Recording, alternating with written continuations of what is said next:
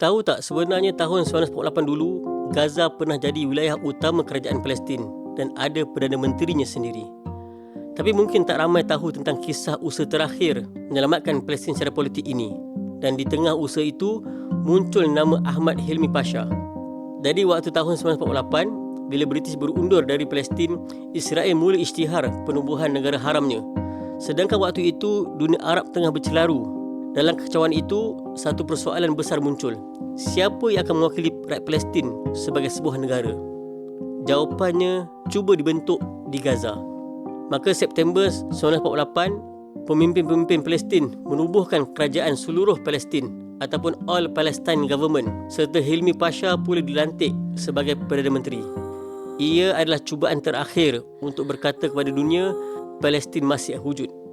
Masalahnya, kerajaan ini tiada tentera, tiada wilayah sebenar kecuali Gaza, tiada kuasa ketenteraan dan lebih parah, tidak disokong sepenuhnya oleh negara-negara Arab sendiri. Sebahagian negara Arab ada agenda masing-masing.